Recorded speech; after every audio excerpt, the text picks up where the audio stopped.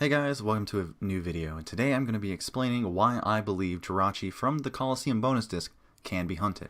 So I have actually RNG abused it before, and this is the guide I used, so I will link it in the description. I am going to be using some tools and information linked here, so yeah, go check this out. It's a pretty good guide if you actually want to kind of learn about this yourself. So Jirachi is generated by what's called a checksum, and so the checksum saved on your save file is actually used by the Colo Bonus Disc as a seed to determine what Jirachi you'll get, and this is a list of all 9 of the possible shiny Jirachis. So the checksum is only 4 digits, and the maximum hexadecimal numerical value that we can actually get is FFFF, which is 65,535, but you also have to factor 0, so technically there's 65,536 possible Jirachis.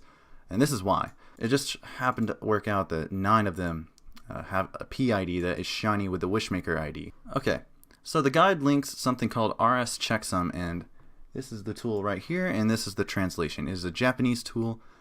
This is not everything that influences what your Jirachi seed or your checksum will be. It's just this is what's useful for us doing soft resets and RNGers when they're trying to get a specific Jirachi. So of course we have things like if we're male or female, our player name, so you can already tell the number down here is changing. This corresponds to exactly what Jirachi would get. So our playtime would probably be roughly like 8 to 10 minutes. So we'll say we got unlucky and ran into a few encounters, got like 9 minutes or something. Bam. It's already changing a ton. Say we didn't like frame 1 but we wanted frame 6. Changed again. Say I used L equals A, stereo. I did set, battle off.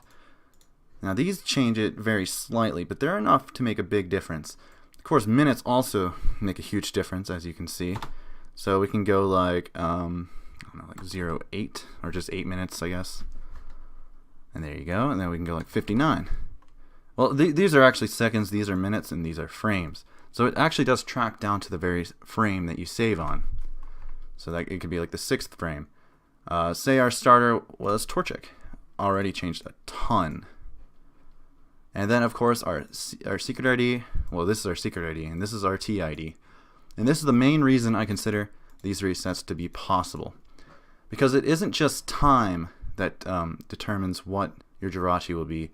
There are plenty of other things.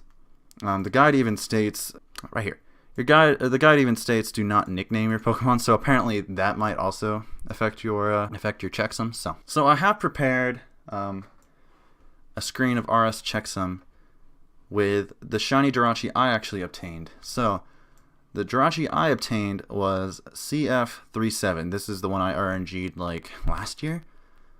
And if we look here, CF37 is actually the Jolly Jirachi. So you can see all my settings. I kind of just like messed around until I got really close, and then I kind of like messed with the time and the settings until I landed on it. And that's what you'd have to do if you were going to RNG abuse it.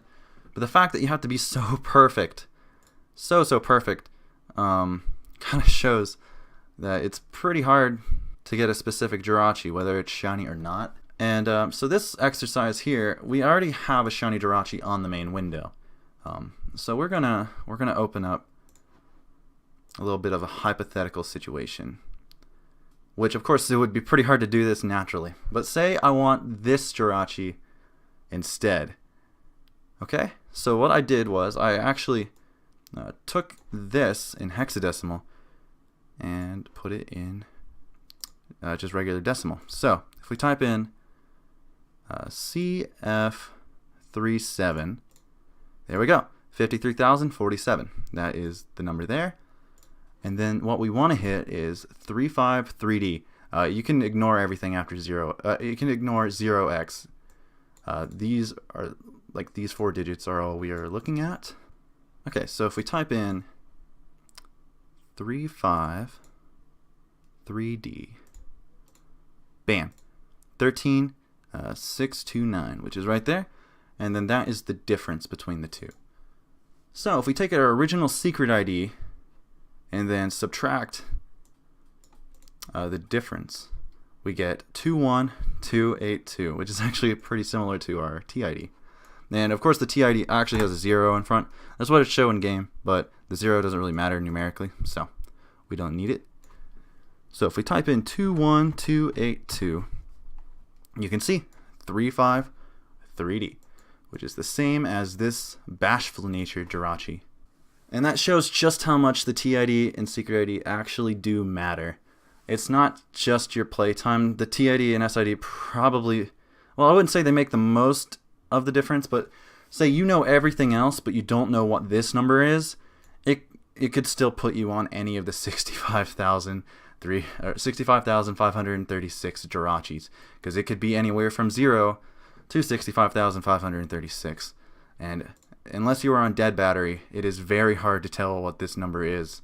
Also, this means that you could probably just name your player whatever you usually do. I plan on doing a badge quest with Jirachi as my starter, so I'll be naming myself Chris every time. And I'll take whatever secret ID I get. I'll pick, I guess, Mudkip every time. I don't really care if it's male or female.